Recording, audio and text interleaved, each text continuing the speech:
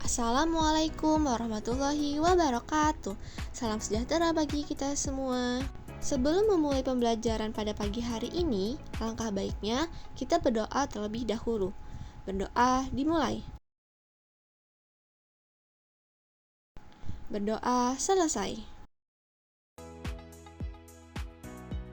Halo, apa kabar semuanya? Semoga kita dalam keadaan sehat selalu.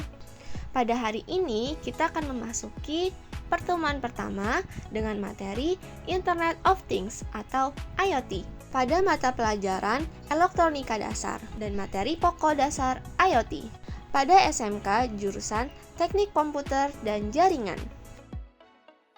Pada kompetisi dasar 1.1 memahami konsep dasar Internet of Things.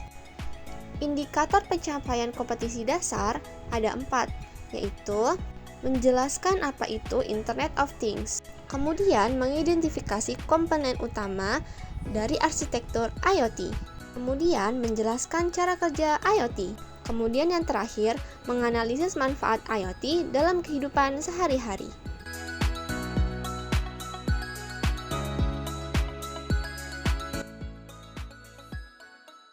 Di era digital saat ini, teknologi semakin mempengaruhi hampir semua aspek kehidupan kita.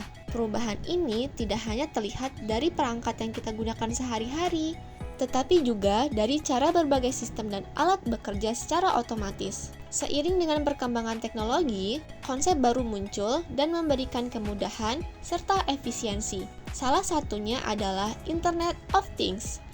Kita hidup di masa di mana perangkat-perangkat fisik dapat terhubung satu sama lain, menciptakan dunia yang lebih cerdas dan terkoneksi. Jadi sebenarnya apa sih itu IoT? Mari kita bahas bersama-sama.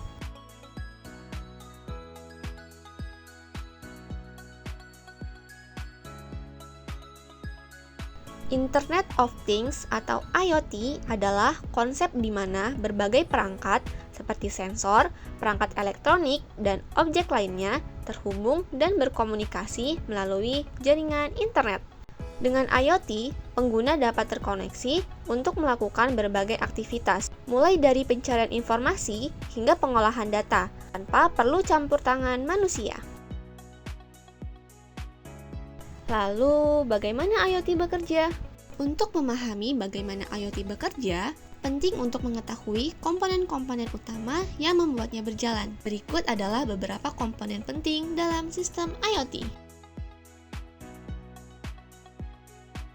Yang pertama, ada sensor. Sensor adalah komponen kunci dalam IoT yang bertanggung jawab untuk mengumpulkan data dari lingkungan fisik. Sensor ini dapat mendeteksi berbagai parameter seperti suhu, kelembapan, tekanan, cahaya, dan gerakan. Data yang dikumpulkan oleh sensor kemudian dikirimkan ke sistem IoT untuk diolah dan dianalisis. Kemudian berikutnya ada konektivitas. Konektivitas adalah komponen yang memungkinkan perangkat IoT untuk terhubung ke jaringan yang telah ditentukan, seperti Wi-Fi atau jaringan seluler. Konektivitas ini penting untuk mengirimkan data yang dikumpulkan oleh sensor ke sistem cloud untuk dianalisis atau untuk mengirimkan perintah kembali ke perangkat. Konektivitas yang handal dan cepat adalah kunci untuk memastikan bahwa sistem IoT dapat beroperasi dengan lancar. Kemudian yang berikutnya adalah data olahan. Proses pengolahan data ini melibatkan teknik analik yang canggih untuk mengubah data mentah menjadi informasi yang berguna. Pengolahan data dalam IoT seringkali melibatkan teknologi machine learning atau artificial intelligence atau AI untuk mengidentifikasi pola dan anomali dalam data. Kemudian yang terakhir ada user interface.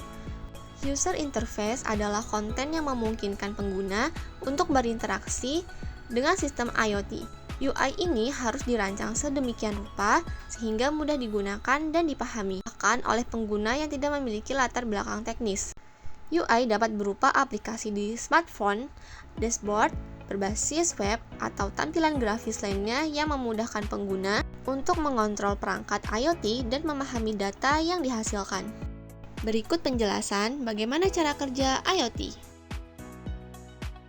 Internet of Things bekerja dengan menggunakan berbagai perangkat, baik perangkat lunak software maupun perangkat keras hardware, ke jaringan internet.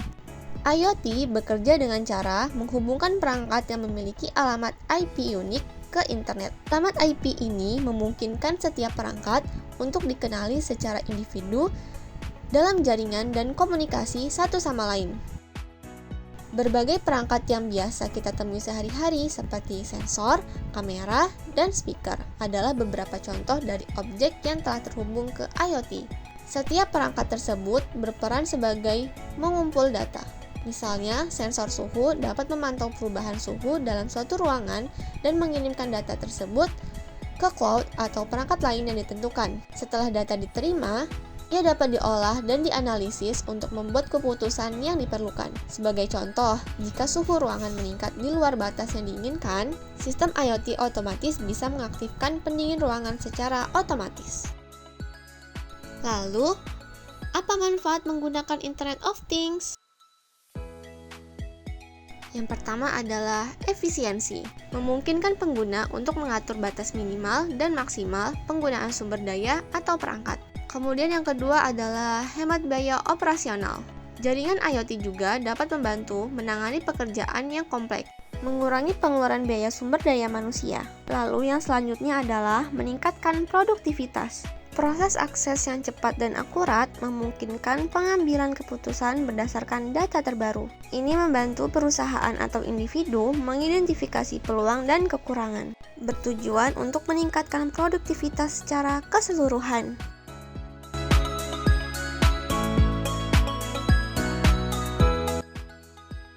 Jadi, rangkuman dari materi IoT adalah IoT merupakan konsep di mana berbagai perangkat seperti sensor, perangkat elektronik, dan objek lainnya terhubung dan berkomunikasi melalui jaringan internet.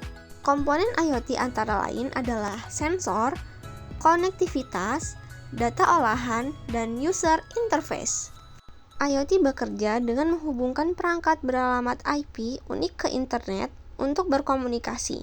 Perangkat seperti sensor mengumpulkan data yang akan dikirimkan ke cloud untuk dianalisis, sehingga tindakan otomatis bisa diambil, seperti menyalakan pendingin udara saat suhu meningkat.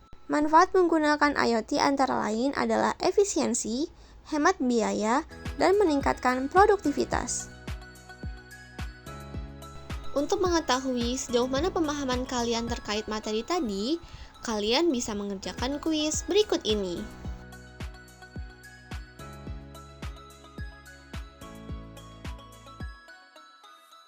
Untuk mengetahui lebih dalam terkait materi IoT, kalian bisa mencari tahu di berbagai platform internet seperti YouTube dan Google.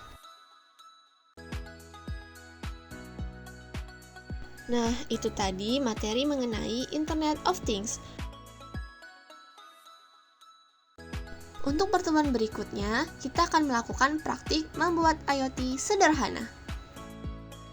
Baiklah, sebelum kita tutup pembelajaran kita pada pagi hari ini, alangkah baiknya kita berdoa terlebih dahulu. Berdoa dimulai. Berdoa selesai. Terima kasih karena sudah menyimak video pembelajaran ini sampai selesai. Semoga ilmu yang didapat dapat bermanfaat bagi kita semua. Wassalamualaikum warahmatullahi wabarakatuh. Semangat semuanya.